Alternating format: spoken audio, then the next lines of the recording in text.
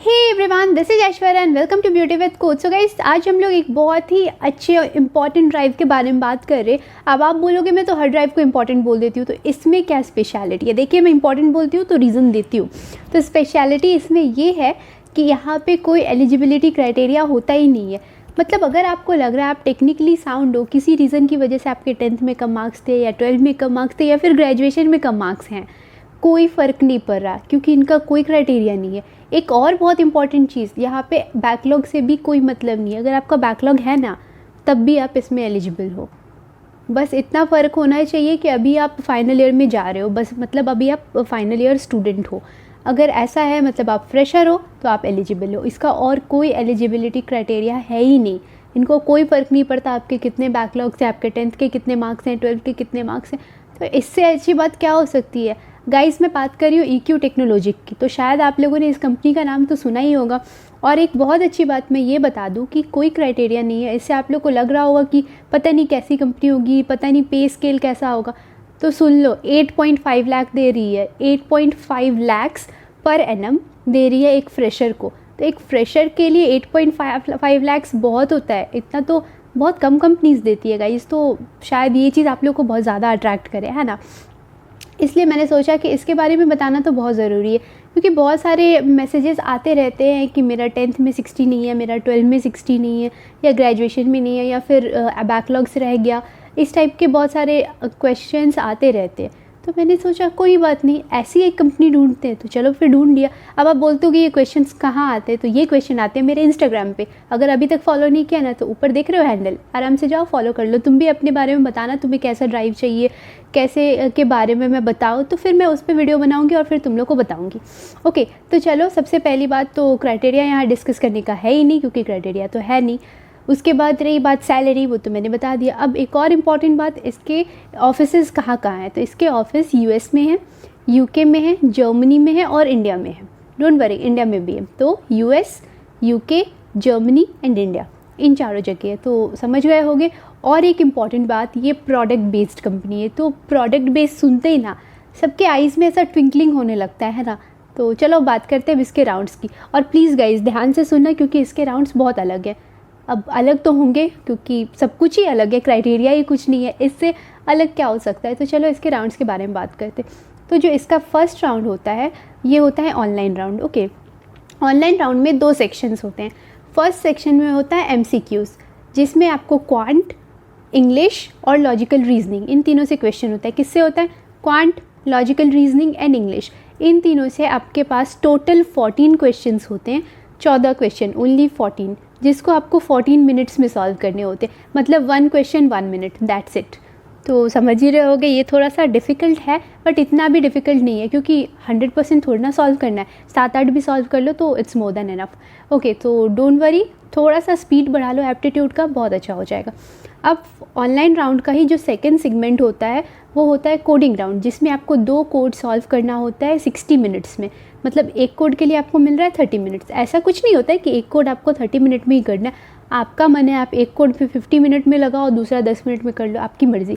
But overall जो दोनों code को सॉल्व करने का टाइम होता है, दैट इज़ 60 मिनट्स। ओके, और MCQ का मैंने बता ही दिया, quant, logical reasoning and English, 14 question 14 minutes.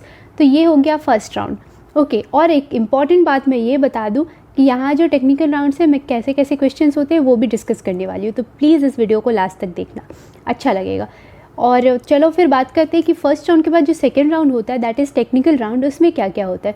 तो टेक्निकल राउंड में वहाँ आपसे क्वेश्चंस होता है OOPS कंसेप्ट से, that is object oriented programming concept से। उसके बाद किस चीज़ से क्वेश्चन होता है? उसके बाद क्वेश्चन होता है आपके प्रोजेक्ट से। उसके बाद वो लोग आपको SQL क्वेरीज लिखने के लिए बोल सकते हैं, और बेसिक कोड स्नाइपेट बोल सकते हैं। अभी तक तो आप लोग समझ ही गए होंगे कोड स्नाइपेट क्या होता है। तो वो लोग क्या करते हैं ना कि प्रिंटेड फॉर्मेट में कुछ क्वेश्चंस, कोडिंग क्वेश्चंस रखे होते हैं, जिसमें 3-4 ऑप्शंस होते हैं और आपको गेस करना होता है कि इसका ऑप्शन क्या है, मतलब कौन सा ऑप्शन करेक्ट है। ओके, तो इसका आउटपुट क्या है, ये आपको गेस करना होता है। ओके, तो ये वाला हो गया। तो फर्स्ट राउंड जो मतलब फर्स्ट टेक्निकल राउंड है, उसमें किस किस चीज़ से क्वेश्चन आता है? पहला OOPS concept, that is object oriented programming concept. तो गाइस, इसलिए मैं हमेशा बोलती रहती हूँ कि C तो मस्ट है, C के साथ साथ C++, जावा या पाइथन में से कोई एक सीख लो, क्योंकि these are object oriented languages. Okay, तो अगर आपने C++ सीखा है, अगर आपने जावा सीखा है, पाइथन सीखा है, तो ये आप बहुत आसानी से बोल पाओगे, है ना। इसलिए मैं बोलती हूँ कि एक कोई सा ऑब्जेक्ट ओरिएंटेड प्रोग्रामिंग लैंग्वेज सीख लो। तो यहाँ पे क्वेश्चन होता है उप्स से, that is object oriented programming concept. Project जो आपने किए हैं उससे होगा। SQL क्वेरी वहाँ पे आपको लिखने बोल सकते हैं। उसके बाद कोड स्नैपेट होगा, और उसके बाद पेपर पेन यूज़ करके आपको बोला जा सकता है बेसिक लिंक लिस्ट का कोड लिखने, जैसे कि रिवर्स द लिंक लिस्ट, उसके बाद ट्रैवर्स द लिंक लिस्ट, इस सब टाइप के कुछ क्वेश्चंस जो बेसिक छोटे छोटे क्वेश्चंस होते हैं ना, इंसर्शन डिलीशन काइंड ऑफ। तो ये सारे क्वेश्चंस आपको पेपर पे लिखने के लिए बोलते हैं। और ये इंटरव्यू जो होता है ना, वो 1 आवर जैसा चलता है, तो समझ ही सकते हो कि बहुत ज़्यादा लंबा होता है। और 1 घंटे में इतना सब कुछ वो लोग पूछते हैं। उप्स पूछते हैं, SQL क्वेरीज पूछते हैं, कोड स्नैपेट पूछते हैं, उसके बाद आपका प्रोजेक्ट से क्वेश्चन पूछते हैं, उसके बाद आपको लिंक लिस्ट से जो बेसिक क्वेश्चन होते हैं वो करने के लिए बोलते हैं। अगर आप ये राउंड क्लियर कर लेते हो तो सेकेंड राउंड जो होता है वो भी एक टेक्निकल इंटरव्यू होता है, और ये टेक्निकल इंटरव्यू आपका चलता है 45 मिनट्स।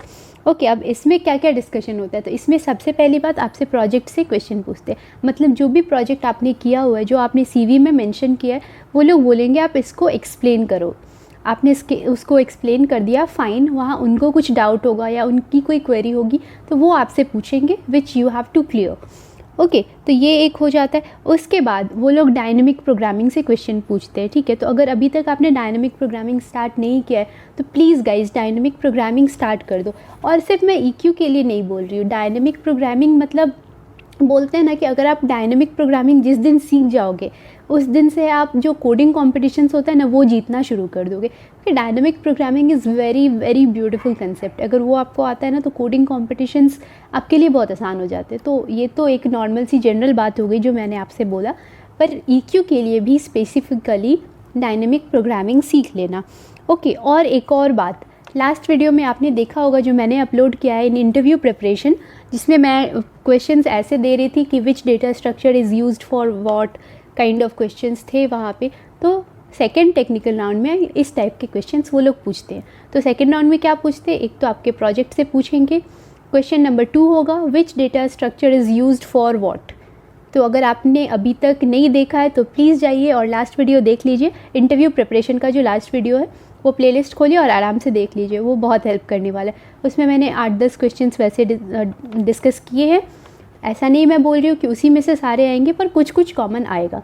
डोंट वरी, अगर आप लोग बोलोगे तो मैं उस टाइप के और क्वेश्चंस भी बनाऊंगी, सो डोंट वरी। एंड उसके बाद जो थर्ड टाइप क्वेश्चन होगा वो होगा डायनेमिक प्रोग्रामिंग। अगर आप ये राउंड भी क्लियर कर लेते हो उसके बाद आता है आपका थर्ड टेक्निकल राउंड। और थर्ड टेक्निकल राउंड में क्या होता है, इसमें आपको ना चॉइसेस देंगे। वो आपसे बोलेंगे कि आप C के एडवांस कंसेप्ट पे प्रोग्राम करना चाहते हो या उप्स पे करना चाहते हो। यहाँ पे आपके पास चॉइस है।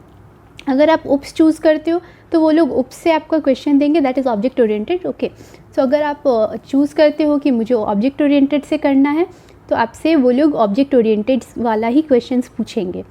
उसके बाद अगर आप C प्रोग्राम बोलते हो तो C से ही एडवांस जो टॉपिक्स हैं लाइक फाइल्स एंड ऑल, उससे वो लोग क्वेश्चंस पूछेंगे। ओके, तो आप जो चूज़ कर रहे हो उस पर क्वेश्चन होगा।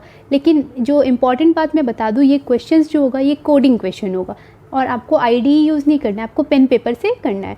तो वो लोग क्वेश्चन का जो प्रिंट आउट रहता है वो निकाल के रखे होते हैं। अगर आप बोलोगे मुझे C का करना है तो C वाला आपको दे देंगे, अगर आप बोलोगे नहीं मुझे उप्स का करना है तो उप्स वाला दे देंगे। वहाँ पे आपको 2 क्वेश्चन ऐसे सॉल्व करने होते हैं। आपने C चूज़ किया है तो C एडवांस टॉपिक के 2 क्वेश्चन सॉल्व करने होंगे। आपने उप्स चूज़ किया है तो आपको उप्स के जो भी, आप पाइथन में कर सकते हो, आप जावा में कर सकते हो, C++ में कर सकते हो, जैसे भी वो आपको 2 क्वेश्चन सॉल्व करना होगा। टॉपिक्स एब्स्ट्रैक्शंस हो सकता है, टॉपिक पॉलीमॉर्फिज्म हो सकता है अगर आप उप्स चूज़ किए हो तो। इस सब टाइप का जो टॉपिक है जिसमें ऑब्जेक्ट ओरिएंटेड कंसेप्ट लगता है, जो 4 बेसिक कंसेप्ट हैं, इनकैप्सुलेशन, पॉलीमॉर्फिज्म, एब्स्ट्रैक्शन एंड एक और इनहेरिटेंस। तो इन सब से कुछ क्वेश्चंस हो सकता है। ओके, और उसके बाद आपको फिर आपने मान लो दोनों के दोनों क्वेश्चंस किए, सही किया गलत किया वो तो राउंड के बाद पता चलेगा, है ना। तो उसके बाद फिर से आपसे एक और चॉइस दिया जाता है कि आप डेटाबेस डिज़ाइन करना पसंद करोगे या फिर आप एसक्यूएल क्वेरीज़ लिखना पसंद करोगे। अब एसक्यूएल क्वेरीज़ मतलब क्रिएट द टेबल नहीं, कॉम्प्लेक्स एसक्यूएल क्वेरीज़, ओके। तो वो आप पे है। अगर आप बोलोगे आप डिज़ाइनिंग में ज़्यादा कंफर्टेबल हो तो आप डेटाबेस डिज़ाइन चूज़ करोगे ऑब्वियस है, तो वो लोग आपको बोलेंगे पेन पेपर यूज़ करके वहीं पे आपको डेटाबेस डिज़ाइन करना है। अगर आप क्वेरीज़ में कंफर्टेबल हो तो वो आप बोलोगे क्वेरीज़ में वो लोग जॉइंट्स से पूछ सकते हैं, मतलब थोड़े से कॉम्प्लेक्स, ओके। कभी कभी ऐसा हो सकता है कि क्वेरीज़ के अंदर सब क्वेरीज़ भी आपको डालने की ज़रूरत पड़े, है ना। तो वो लोग इस टाइप के क्वेश्चंस आपसे पूछेंगे जो आपको आंसर करना होता है। तो ये तो बात हो गई उसके ड्राइव की, उसके राउंड्स की। एक इम्पॉर्टेंट बात, इसमें कोई HR राउंड नहीं होता है। तो इसमें क्या क्या होता है वो तो समझ ही गए, पहला ऑनलाइन राउंड और 3 टेक्निकल राउंड्स। अब एक बार मैं फिर से ना समराइज़ कर देती हूँ। तो ऑनलाइन राउंड में क्या होता है, 14 MCQs, पहला सेगमेंट में 14 MCQs जिसको आपको 14 मिनट्स में सॉल्व करने होते हैं। वो आपका लॉजिकल रीजनिंग हो सकता है, क्वांट होगा और इंग्लिश होगा, ओके। और जो उसका ऑनलाइन राउंड का दूसरा सेगमेंट होता है वो 1 घंटे का होता है जिसमें आपको 2 कोडिंग क्वेश्चन सॉल्व करना होता है, ओके। उसके बाद जो फर्स्ट टेक्निकल राउंड होता है उसमें वो लोग क्वेश्चन पूछते हैं उप्स कंसेप्ट से। उसमें क्वेश्चन पूछते हैं आपसे प्रोजेक्ट जो भी आपने करा हुआ है, जो आपने रेज्यूमे में डाला है, उससे क्वेश्चन पूछते हैं आपसे एसक्यूएल क्वेरीज़ से, मतलब क्वेरीज़ लिखने के लिए आपको बोलते हैं। फिर बेसिक कोड स्नाइपेट आपको बोलते हैं कि ये आपको करना होता है। और उसके बाद जो छोटे छोटे लिंक लिस्ट के क्वेश्चंस होते हैं वो बोल सकते हैं। ये हो गया फर्स्ट टेक्निकल राउंड यानी कि राउंड 2। राउंड 3 यानी कि सेकेंड टेक्निकल राउंड, उसमें भी सबसे पहला तो आपसे आपका प्रोजेक्ट के बारे में क्वेश्चन पूछते हैं, दूसरा डायनामिक प्रोग्रामिंग और तीसरा which data structure is used for what. इस टाइप के क्वेश्चंस पूछते हैं जिसके लिए आपको जाना है कहाँ, इंटरव्यू प्रिपरेशन प्लेलिस्ट खोलना है इसी चैनल का, ऑफ कोर्स वहाँ जा कर के आपको देख लेना है उस वीडियो को। छोटा सा 3-4 मिनट का वीडियो है, वो आपको आराम से देखना है और उसके नोट बना लो, क्योंकि हो सकता है बहुत सारे क्वेश्चंस कॉमन आ जाएं, क्योंकि उसमें मैंने 8-10 क्वेश्चंस जैसे कुछ सॉल्व किए, तो ऑब्वियस है उसमें से कुछ तो कॉमन आएगा ना। हो गया। और उसके बाद जो थर्ड राउंड होता है यहाँ पे आपको ईदर और टाइप काम होता है। आप सी प्रोग्राम चूज़ कर रहे हो या फिर आप उप्स चूज़ कर रहे हो, आप जिसमें भी कंफर्टेबल हो। अगर आप सी में हो तो सी ऑब्जेक्ट ओरिएंटेड प्रोग्रामिंग लैंग्वेज तो नहीं है, वो प्रोसीजरल ओरिएंटेड है। तो प्रोसीजर ओरिएंटेड प्रोग्रामिंग लैंग्वेज है, फाइन, आप सी चूज़ करो या फिर कोई object oriented, that is your choice.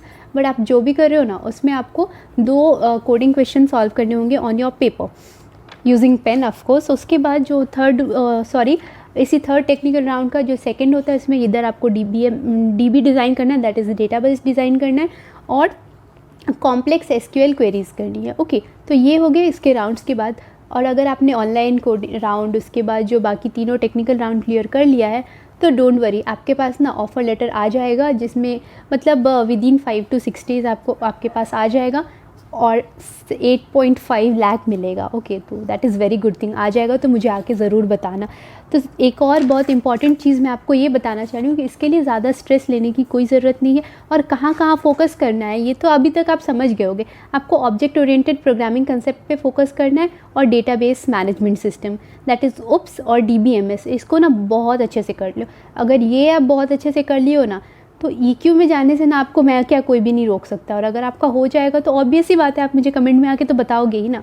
अब मुझे ये बताओ कि नेक्स्ट कौन सी कंपनी का रिव्यू आप जानना चाहते हो, जिसका भी जानना चाहते हो मुझे प्लीज़ बताओ। थोड़ा टाइम मे भी लगे रिसर्च करने में, पर मैं वो करके फिर आप लोग को बताऊँगी, okay. So on this note I am wrapping up this video. So stay healthy, stay fit, love you all. This is Aishwarya signing off, bye bye.